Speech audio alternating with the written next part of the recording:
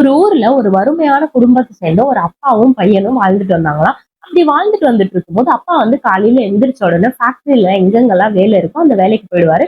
பையனும் அவனோட ஸ்கூலுக்கு போயிடுவான். அவன் அவனோட ஸ்கூல்ல அவங்க ஃப்ரெண்ட்ஸ் எல்லாம் அவனை ரொம்ப கிண்டல் பண்றாங்க. ஏன்னா அவன் ஒரு வறுமையான இருக்க பையன், அவன் ஒரு கஷ்டப்படுற பையன் அப்படின்னு சொல்றதுனால அவனை ரொம்பவே கிண்டல் பண்றது, அவனை ரொம்ப வேலை வாங்குறது, அவனை ரொம்ப கொடுமை பண்றது இப்படியே இருந்தாங்க.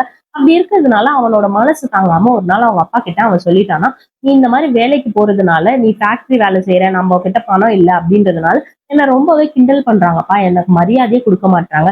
இவங்கலாம் பணக்காரங்களா இருக்கிறதுனால தானே என்ன இப்படி கிண்டல் பண்றாங்க. நானும் ஒரு பணக்காரனா மாறணும். அதுக்கு நான் என்னப்பா பண்றது? அப்படின்னு சொல்லி அவங்க அப்பா கிட்ட கேட்டானாம். அப்படி அவங்க அப்பா கிட்ட கேட்டதுக்கு அவங்க அப்பா என்ன சொன்னாராம், நீ வந்து நல்லா படி. நல்லா படிச்ச அப்படின்னா உனக்கு ஒரு நல்ல வேலை கிடைக்கும். ஒரு நல்ல வேலை கிடைச்சுச்சு அப்படின்னா நீ ஒரு பணக்காரனா மாறிடுவ அப்படின்னு சொல்லி அவங்க அப்பா சொன்னாராம். அவங்க அப்பா சொன்னதை மனசுல வச்சுட்டு அவனும் நல்லா படிக்க ஸ்டார்ட் பண்ணானா. ஒரு நல்ல வேலைக்கும் போய் சேர்ந்தானா. அப்படி ஒரு நல்ல வேலையில போய் சேர்ந்துமே கை நிறைய சம்பாரிச்சுமே அவனால ஒரு பணக்காரன் ஆயிட்டேன் அப்படின்ற ஒரு ஃபீல் பண்ணவே முடியாமயே இருந்தது. அவன் யார் யார்கிட்டயோ கேட்டான். அதுக்கான ஒரு கரெக்டான சொல்யூஷனை அவனால கண்டுபிடிக்க முடியாமயே இருந்தது.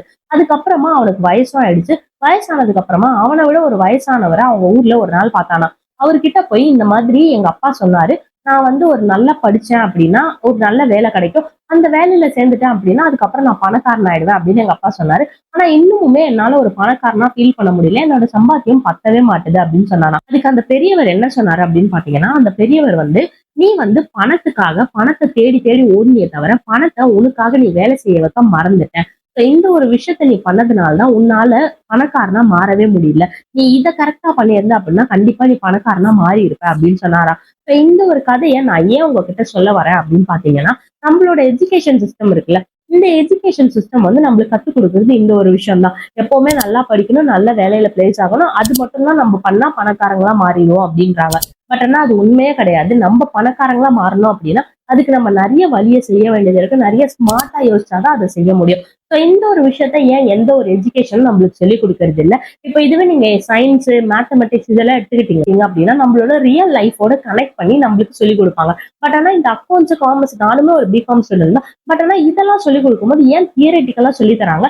இது உங்க வாழ்க்கைக்கு இவ்வளவு ஒரு பினான்சியல் நாலேஜை இது கொடுக்க போகுது அப்படின்னு ஏன் நம்மளுக்கு சொல்லிக் கொடுக்க எல்லாருமே மறந்துடுறாங்க.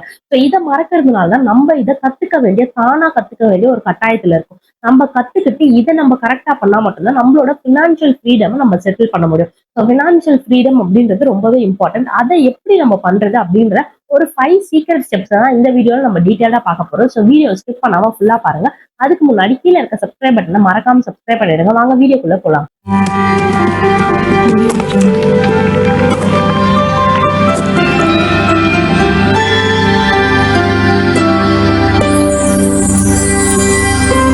Welcome to the video friends. நான் உங்க அமிர்தா. நீங்க பார்த்துட்டு இருக்கிறது Amritha Wilson channel. You may delay but time will not. அதாவது இதை வந்து பெஞ்சமின் பிராங்க்லின் அப்படின்றவர் சொல்லியிருக்காரு. இவர் இதை ஏன் சொல்றாரு அப்படின்னு பாத்தீங்கன்னா, இப்ப நீங்க வந்து ஒரு விஷயத்த கத்துக்கிட்டீங்க, இல்ல பணம் சம்பாதிக்கணும்னு நீங்க நினைச்சிட்டீங்க, நீங்க என்ன பண்ணணும்னு நினைச்சாலும் நீங்க வந்து டைமை வேஸ்ட் பண்ணிட்டே இருந்தீங்க அப்படின்னா டைம் உங்களுக்காக வெயிட் பண்ணாது. டைம் போயிட்டே தான் இருக்கும். நீங்க மட்டும்தான் வேஸ்ட் பண்ணிட்டு இருப்பீங்க. ஒரு விஷயத்த நீங்க செய்யணும்னு ஸ்டார்ட் பண்ணிட்டீங்க அப்படின்னா அது அந்த டைமே செஞ்சிடணும். இப்ப நான் சொல்ற மாதிரி இந்த ஸ்மார்டஸ்ட் வேலை நீங்க பணம் சம்பாதிக்கிறீங்க அப்படின்னு நான் சொன்னல. சோ இந்த ஒரு 5 சீக்ரெட் நீங்க கத்து வச்சுக்கிட்டீங்க அப்படின்னா ஸ்மார்டஸ்ட் வே எதுன்னு உங்களுக்கு தெரிஞ்சிடும். சோ அந்த வழியில நீங்க போனீங்க அப்படின்னா கண்டிப்பா உங்களால பணம் சம்பாதிக்க முடியும். அதை விட்டுட்டு நான் கஷ்டப்படுற வழியில தான் போவேன் அப்படின்னு நினைச்சீங்கன்னா உங்களால கடைசி வரைக்கும் ரிச்சஸ்ட் பர்சனா மாறவே முடியாது. நீங்க ரிச்சா மாறணும் அப்படின்னு நினைச்சீங்கன்னா நீங்க கம்பல்சரி இந்த ஒரு விஷயத்த கத்துக்கிட்டே ஆகணும். இதை யார் நம்மளுக்கு சொல்லியிருக்காங்க அப்படின்னு பாத்தீங்கன்னா, நம்ம எல்லாருக்குமே நல்லா தெரிஞ்ச ராபர்ட் கியோசாகி, அதாவது தி ரிச் டாட் புவர் டாட், அந்த புக்கை எழுதினவர் தான் சொல்லியிருக்காரு.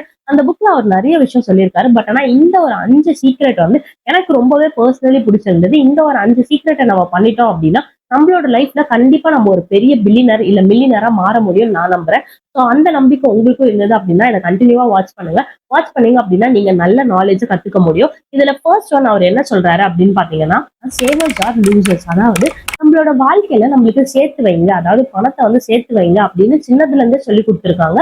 சோ நம்மளும் அதை என்ன பண்றோம் அப்படின்னு பாத்தீங்கன்னா, சின்ன வயசுல ஒரு உண்டி வாங்கி சேர்த்து வச்சது இல்லாம வளர்ந்தும் நம்ம அதையே செய்யணும்னு நினைக்கிறோம். இப்ப சின்ன வயசா இருக்க ஒரு பையனுக்கு ஒரு 50 ரூபாய் இருந்தா போதுமான விஷயம் தான். அதுவே அவனுக்கு பெரிய காசு தான். இதே வளர்ந்த ஒரு பெரிய ஆள் எடுத்துக்கிட்டீங்க அப்படிங்கும் போது அவர் கையில ஒரு 50 ரூபாய் கொடுத்து ஒரு குடும்பத்தை நடத்து அப்படின்னா அவரால் பண்ண முடியாதுல்ல. சோ இந்த ஒரு விஷயம் தான். நம்ம வளர்ந்துட்டோம் அப்படின்னதுக்கு அப்புறம் நம்ம கிட்ட தேவைகள் அதிகமாயிடுச்சு. நம்ம தேவையை நம்ம பூர்த்தி பண்ணிக்கணும் அப்படின்னா நம்ம அதுக்கேற்ற மாதிரி நம்மளோட பணத்தை டபுள் ஆக்கணும். ஸோ எப்படி பணத்தை டபுள் ஆக்குறது அப்படின்னு கேட்டீங்கன்னா, பணத்தை இன்வெஸ்ட் பண்ண ஸ்டார்ட் பண்ணணும். இன்வெஸ்ட் பண்ணா மட்டும்தான் நம்ம வாழ்க்கையில நம்ம பணத்தை நம்ம ஸ்டார்ட் பண்ண முடியும். அதே மாதிரி நீங்க வந்து இன்வெஸ்ட் பண்றீங்க அப்படின்னும்போது தேவையில்லாத விஷயத்துல இன்வெஸ்ட் பண்றதை தவிர்த்துட்டு, தேவை எதுலலாம் இன்வெஸ்ட் பண்ணா நம்மளுக்கு டபுளா ரிட்டர்ன் கிடைக்குமோ அதுலலாம் இன்வெஸ்ட் பண்ண ஸ்டார்ட் பண்ணுங்க. இப்ப என்ன கேட்டீங்க அப்படின்னா, எக்ஸாம்பிளுக்கு ஸ்டாக் மார்க்கெட்ல இன்வெஸ்ட் பண்ணலாம், மியூச்சுவல் ஃபண்ட்ல இன்வெஸ்ட் பண்ணலாம், இல்ல எஸ்ஐபில இன்வெஸ்ட் பண்ணலாம், இல்ல நீங்க வந்து கோல்டு அந்த மாதிரி கூட இன்வெஸ்ட் பண்ணலாம். உங்களுக்கு எதுலலாம் இன்வெஸ்ட் பண்ற ஆப்பர்ச்சுனிட்டி இருக்கோ அது எல்லாத்துக்குமே நீங்க இன்வெஸ்ட் பண்ணலாம். கோல்டு அப்படின்னும் போது நீங்க 916 மட்டும் இன்வெஸ்ட் பண்றது உங்களுக்கு நாளைக்கு ரிட்டர்ன் வர்றது கரெக்டான ரிட்டர்னே உங்களுக்கு திருப்பி கைக்கு கிடைக்கும். ஸோ நம்ம இன்னைக்கு வாங்கிட்டு வேற ஒரு காசுல விற்க கூடாதுல்ல. ஸோ அதனாலதான் சொல்றேன், நீங்க 916 இன்வெஸ்ட் பண்ண ஸ்டார்ட் பண்ணுங்க. இந்த மாதிரி நம்மளோட காசை நம்மளுக்காக வேலை செய்ய முதல்ல இப்பத்துல இருந்து இன்வெஸ்ட் பண்ண ஸ்டார்ட் பண்ணுங்க. ரெண்டாவது விஷயம் என்னன்னு பாத்தீங்கன்னா, அவாய்டிங் ஃபெயிலியர், அவாய்ட் சக்சஸ். அதாவது உங்களோட வாழ்க்கையில நீங்க வந்து இந்த இடத்துக்கு நான் போனா நான் ஃபெயில் ஆயிடுவேன், இந்த விஷயத்த நான் பண்ணேன் அப்படின்னா என்னோட வாழ்க்கையில நான் தோத்து போயிடுவேன், ஸோ அதனால நான் இதெல்லாம் பண்ணாம இருக்கேன் அப்படின்னு நினைச்சீங்கன்னா நீங்க உங்களோட சக்சஸை தள்ளி வச்சிட்டு இருக்கீங்கன்னு நான் சொல்லுவேன். நான் ஏன் அப்படி சொல்றேன் அப்படின்னு பாத்தீங்கன்னா, எந்த ஒரு விஷயத்த நம்மளுக்கு தோல்வி அதிகமா வருதோ, இல்ல எந்த ஒரு விஷயம் நம்மளுக்கு அதிக நெருக்கடியை கொடுக்குதோ அதுதான் நம்மளுக்கான பாதை. அந்த பாதையில நம்ம போனா மட்டும்தான் நம்மளோட வாழ்க்கையில நம்ம ஜெயிக்க முடியும். நீங்க அதை விட்டுட்டு அந்த பாதையில போகாம நீங்க பார்த்துட்டு இல்ல எனக்கு அந்த பாதை வேணாம், அது ரொம்ப கஷ்டமா இருக்கு அப்படின்னு சொல்லி நீங்க அங்க போகாம இருந்தீங்கன்னா நீங்க சக்சஸே பார்க்க முடியாது. அதே மாதிரிதான் நம்ம பினான்சியல் விஷயத்துலயும் நான் ஸ்டார்டிங்ல சொன்னல, இந்த விஷயத்துல எல்லாம் இன்வெஸ்ட் பண்ணுங்க. அதாவது ஸ்டாக் மார்க்கெட்ல இப்ப நீங்க எக்ஸாம்பிளுக்கு ஸ்டாக் மார்க்கெட்ல இன்வெஸ்ட் பண்றீங்கன்னு எடுத்துக்கோங்களேன். இப்ப நீங்க ஸ்டாக் மார்க்கெட்ல இன்வெஸ்ட் பண்றீங்க அப்படின்னும் போது அதுல கண்டிப்பா ரிஸ்க் இருக்குதான். ரிஸ்க் இல்லாம கிடையவே கிடையாது. அதுல ரிஸ்க் இருக்கு. ஸோ அதனால நான் வந்து ஒரு மாசம் பண்ணேன், அடுத்த மாசமே என்னோட அமௌண்ட் டவுன் ஆயிடுச்சு, ஸோ அதனால நான் ரிட்டர்ன் எடுத்துட்டேன் அப்படின்னு நீங்க எடுத்துட்டீங்கன்னு வச்சுக்கோங்களேன். நெக்ஸ்ட் மந்த் அது ஹையா போயிடுச்சு, 10 டைம்ஸ் அது அப்படின்னு நீங்க எவ்வளவு ஃபீல் பண்ணுவீங்க. ஸோ ரிஸ்க் அப்படின்றது வரதா செய்யும். அதை ஓவர் கம் பண்ணி நம்ம போகணுமே தவிர அந்த இடத்த குவிட் பண்ணிட்டோம் அப்படின்னும் போது அந்த இடத்துல நம்மளுக்கான சக்சஸை நம்மளே தடுத்து நிறுத்துறோம்னு அர்த்தம். உங்களோட சக்சஸை நீங்க தடுத்து நிறுத்தாதீங்க. எந்த ஒரு விஷயமா இருக்கட்டும் அதுல ட்ரை பண்ணியாவது எப்படியாவது முன்னேற பாருங்க. இப்போ நம்ம எல்லாருக்குமே நல்லா தெரிஞ்ச தாமஸ் ஆல்வா எடிசன், அதாவது நம்ம எல்லாருக்குமே நல்லா தெரியும், இவர் தான் கரண்ட்டை கண்டுபிடிச்சாரு. இவரை பத்தி தெரியாதவங்க இருக்கவே முடியாது. இவர் அவரோட வாழ்க்கையில எவ்வளவு பெரிய ஃபெயிலியரை பார்த்தாருன்னு உங்க எல்லாருக்குமே தெரியுமா? அவரோட மொத்த கம்பெனியுமே எரிஞ்சு போயிடுச்சு. பட் இருந்தாலும் மனுஷன் அதுக்கெல்லாம் தளராம மறுபடியும் அவரோட மொத்த கம்பெனியை உருவாக்கி இன்னைக்கு நம்ம எல்லாருக்குமே அவரு கரண்ட்டை கண்டுபிடிச்சு கொடுத்திருக்காரு. அன்னைக்கு அவர் அதை செய்யாம இருந்திருந்தாரு அப்படின்னா, போதும் என்னோட கம்பெனியே எரிஞ்சிருச்சு, இதுக்கப்புறம் நான் இதை பண்ண மாட்டேன் அப்படின்னு அன்னைக்கு அவர் விட்டுருந்தாரு அப்படின்னா இன்னைக்கு நம்மளுக்கு கரண்ட் கிடையாது. அதே மாதிரி தாமஸ் ஆல்வா எடிசனை பத்தி நம்ம யாருமே பேசிட்டும் இருக்க மாட்டோம். அவர் அன்னைக்கு பண்ணதுனால அவரோட பேர் இன்னி வரைக்கும் நிலைச்சு நிக்குது. நீங்க உங்க வாழ்க்கையில சாதிக்கணும் அப்படின்னு நினைச்சீங்கன்னா தயவு செஞ்சு ட்ரை பண்ண ஸ்டார்ட் பண்ணுங்க. மூணாவது விஷயம் என்னன்னு பாத்தீங்கன்னா, financial literacy is a necessity. அதாவது உங்களோட வாழ்க்கையில பினான்சியல் நாலேஜ் அப்படின்றது ரொம்பவே இம்பார்ட்டன்ட். நான் ஏன் அப்படி சொல்றேன் அப்படின்னு பாத்தீங்கன்னா, இப்ப நீங்க ஒரு பில்டிங் எடுத்துக்கோங்களேன். ஒரு பில்டிங் எடுத்துக்கிட்டோம் அப்படின்னா அந்த பில்டிங்க்கு ஃபவுண்டேஷன், அதாவது அதோட பேஸ்மெண்ட் அப்படின்றது ரொம்பவே இம்பார்ட்டன்ட். அந்த பேஸ்மெண்ட் இல்லை அப்படின்னா மொத்த பில்டிங்குமே கீழே விழுந்துரும். இல்ல ஸ்ட்ராங்காவே இருக்காது. கொஞ்சம் காத்தடிச்சாலும் இல்ல கொஞ்சம் ஏதாவது புயல் வந்தாலும் அது கீழே விழுந்துரும். இந்த மாதிரி இருக்கிற ஒரு பில்டிங்ல நம்ம எப்படி வாழ முடியும்ல, அதே மாதிரிதான் நம்மளோட வாழ்க்கையும். நம்ம பினான்சியலி நம்ம பேஸ்மெண்ட் கரெக்ட் பண்ணல அப்படின்னா நம்மளோட வாழ்க்கையில நம்ம ஒரு பெரிய ப்ராப்ளம் வந்துருச்சு, இல்ல ஒரு பெரிய பினான்சியலி நம்ம டவுன் ஆகிற சுச்சுவேஷன் வந்துருச்சு அப்படிங்கும்போது கண்டிப்பா நம்மளோட குடும்பமே அதுக்குள்ள போய் விழுந்துரும். அந்த மாதிரி விழக்கூடாது. நான் கரெக்டா இருக்கணும் அப்படின்னு நினைச்சீங்கன்னா நீங்க வந்து பட்ஜெட்டிங்ல கரெக்டா இருக்கணும். இல்ல நீங்க பண்ற இன்வெஸ்ட்மெண்ட்ல, நீங்க பண்ற எக்ஸ்பென்ஸ்ல, இந்த மாதிரி நிறைய விஷயத்துல நீங்க பேசிக்கா கரெக்டா இருக்கீங்களான்னு உங்களுக்கு தெரிஞ்சா மட்டும்தான் உங்களோட வாழ்க்கையில உங்களால அந்த புலிக்குள்ள போய், அதாவது நான் சொன்னல ஒரு பிளாக் ஹோல் மாதிரி உங்களுக்கான ப்ராப்ளத்துக்குள்ள போய் நீங்க விழாம இருப்பீங்க. முடிஞ்ச அளவுக்கு உங்களோட ஃபண்டமெண்டல், அதாவது பேசிக்ஸை கரெக்டா வச்சுக்கோங்க. நாலாவது என்னன்னு பாத்தீங்கன்னா, பே யுவர் செல்ஃப் ஃபர்ஸ்ட். உங்கள நிறைய பேர் மனசாட்சியை தொட்டு சொல்லுங்க, உங்களோட சேலரி வந்தோடனே உங்களுக்கு நீங்க பே பண்ணிக்கிறீங்களா? கண்டிப்பா பண்ண மாட்டோம். ஏன்னா நம்ம எல்லாருக்குமே சேலரி வந்தோடனே இஎம்ஐ போயிடும், லோன் போயிடும், என்னென்ன நம்ம கடன் வாங்கி வச்சிருக்கோமோ எல்லாமே போயிடும். இதுல எங்க இருந்து நம்ம கிட்ட காசு நிக்கிறது இல்ல. நம்ம முடிஞ்ச அளவுக்கு ஒரு 100 ரூபாய்னாலும் மாசம் நீங்க உங்களுக்காக பே பண்ணியே ஆகணும். இப்ப நீங்க ஒரு வருஷத்துல 12 மாசம் இருக்கு. அந்த 12 மாசத்துல நீங்க ஒரு மாசத்துக்கு 1000 ரூபாய் உங்களுக்கு பே பண்றீங்க அப்படின்னும் போது ஒரு வருஷத்துல அதுவே 12,000 ரூபாய் ஆச்சுல்ல. நீங்க சும்மாவே ஒரு 12,000 ரூபாய் சேர்த்து வச்சுட்டீங்க. அந்த 12,000 ரூபாய் வச்சு உங்களுக்கு பிடிச்ச விஷயத்த செய்யறதா இருக்கட்டும், இல்ல உங்களுக்கு என்னென்னலாம் தோணுதோ அதுல இன்வெஸ்ட் பண்றதா இருக்கட்டும், இன்னொரு இன்கம் நீங்க கிரியேட் பண்ணி அதுல நீங்க இன்வெஸ்ட் பண்றீங்கன்னும் போது அது எவ்வளவு பெரிய விஷயமா இருக்கும் நீங்க யோசிச்சு பாருங்க. மறக்காம உங்களுக்கு நீங்க முதல்ல பே பண்ணிக்க ஸ்டார்ட் பண்ணுங்க.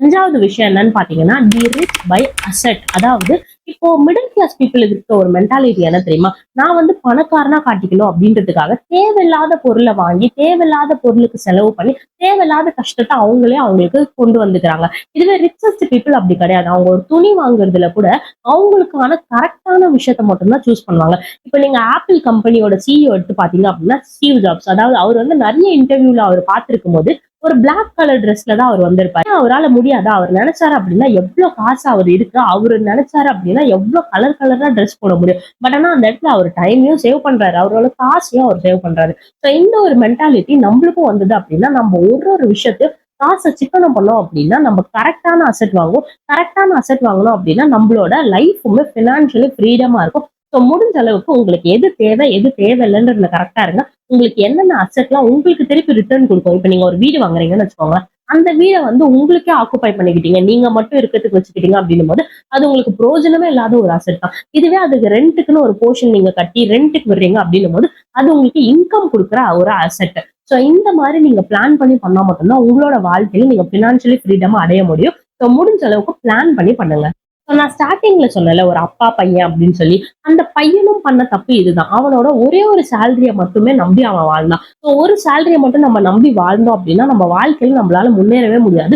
ஸோ நம்ம கிட்ட இருக்க அசெட் எல்லாம் வச்சு நம்ம எப்படி பணம் சம்பாதிக்கிறது அப்படின்ற வீடியோவை நம்ம ஆல்ரெடி நம்மளோட சேனல்ல போட்டிருக்கோம். ஸோ அதுக்கான லிங்க் நான் கீழே டிஸ்கிரிப்ஷன் பாக்ஸ்ல தரேன், அந்த மேல ஐகார்ட்லயும் தரேன், அதை செக் பண்ணி பாருங்க. ஸோ இந்த வீடியோ உங்களுக்கு ரொம்பவே யூஸ்ஃபுல்லா இருக்கும் நான் நம்புறேன். ஸோ தேங்க்யூ ஃபார் வாட்சிங் this video. Stay happy, stay healthy, stay positive. Bye bye. With